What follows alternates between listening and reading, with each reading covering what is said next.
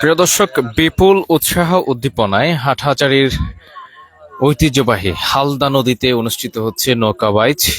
এই মুহূর্তে আপনারা হালদা নদীর মাছুয়াগোনা লেখা থেকে আপনাদেরকে যুক্ত করছি। এই যে দেখতে পাচ্ছেন এখানকার অনেক দর্শক রয়েছে, অর্থাৎ একেবারে প্রচারহীনভাবে ছোটখাটো ভাবে অনুষ্ঠিত হচ্ছে এই নৌকা বাইচ। নৌকাগুলো দূরে, এখানে অনেক দর্শকরা রয়েছেন, বিশেষ করে হাটহাজারী মৎস্য কর্মকর্তা রয়েছেন, সাংবাদিক ঐক্য পরিষদের সাধারণ সম্পাদক রয়েছেন, এখানে আরো অনেকে ডিম সংগ্রহকারীরা রয়েছেন।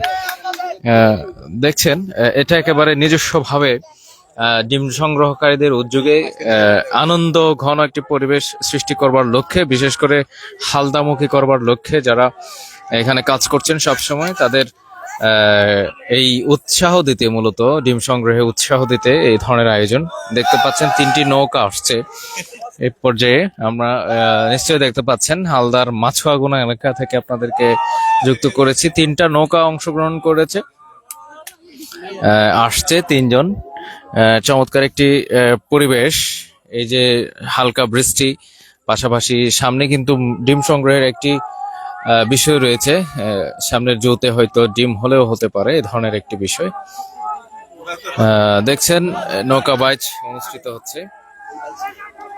এই যে 3টি নৌকা আসছে সামনের দিকে।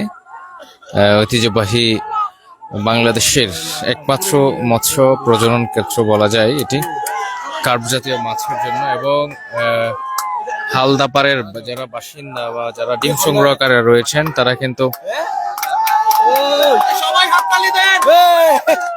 এবং এটি হয়তো ফার্স্ট হবে, বাকি 2টি নৌকা এখন অনেক দূর, এবং ফার্স্ট এরা ফার্স্ট, এবং চেষ্টা করছে এই 2টি নৌকা।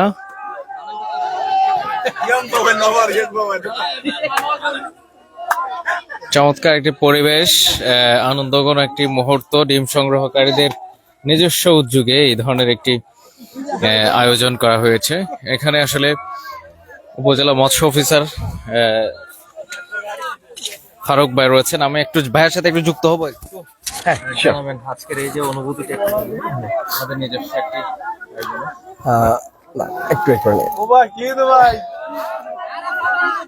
কেমন লাগছে? যে আসলেই চমৎকার, মানে নৌকা বাইচ আমাদের একটা ঐতিহ্যের অংশ।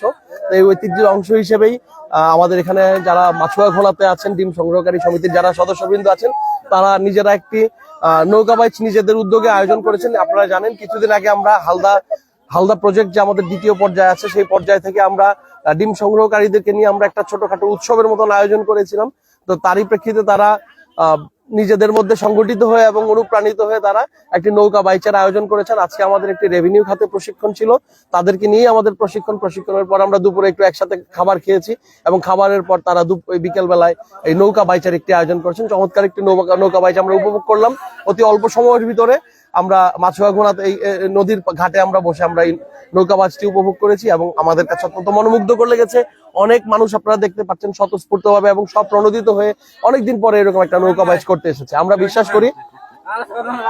বিশ্বাস করি যে অবশ্যই এই ধরনের নৌকা বাইচ তাদেরকে শুধু ডিম সংগ্রহের কাজই নয়, এবং তাদেরকে বিভিন্ন সাংস্কৃতিক এবং তাদের যে ডিম সংগ্রহের কাজকে আরো উদ্দীপনা এবং উৎসাহ দেবে ইনশাল্লাহ। আমরা ভবিষ্যতে আমরা ডিম সংগ্রহ উৎসবে এই ধরনের নৌকা বাইচকে অবশ্যই আমরা আরো গুরুত্বের সাথে বিবেচনা করে আমরা এই ধরনের আয়োজনের একটা চিন্তা করবো, এবং আমরা আরো বড় পরিসরে এবং সবাইকে সম্পৃক্ত করে আমরা এই ধরনের একটা অনুষ্ঠানের আয়োজন করার চেষ্টা করবো। এই মুহূর্তে দেখতে পাচ্ছেন এরা হচ্ছে চ্যাম্পিয়ন। এখানে কিন্তু প্রবীণ মানুষের সংখ্যা বেশি, অনেক প্রবীণরা রয়েছেন এখানে। দেখছেন আজকের এই আনন্দঘন মুহূর্ত, বিশেষ করে আপনারা সিনিয়র মৎস্য কর্মকর্তা তিনি যেটি বলেছেন, মাছুয়াগোনা হ্যাচারির যারা ডিম সংগ্রহকারীরা রয়েছে তাদের এই ডিম সংগ্রহকারীদের উদ্যোগে, নিজস্ব উদ্যোগে স্বপ্রণোদিত ভাবে তারা এই আয়োজনটি করেছে। শুধুমাত্র মৎস্য সংগ্রহে বা ডিম সংগ্রহে উৎসাহ প্রদানের জন্য মূলত এই ধরনের একটি আয়োজন। দেখতে পাচ্ছেন একটি হালনাপাড়া একটি সুন্দর একটি বিষয় এবং আনন্দঘন মুহূর্ত এখানে দেখছেন।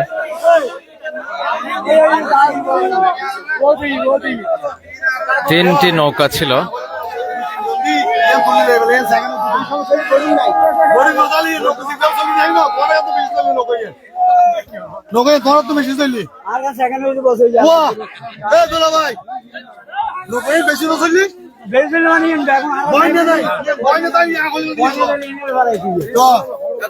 এই যে একটি পুরাতন একটা আয়োজন করলেন, কেমন লাগলো?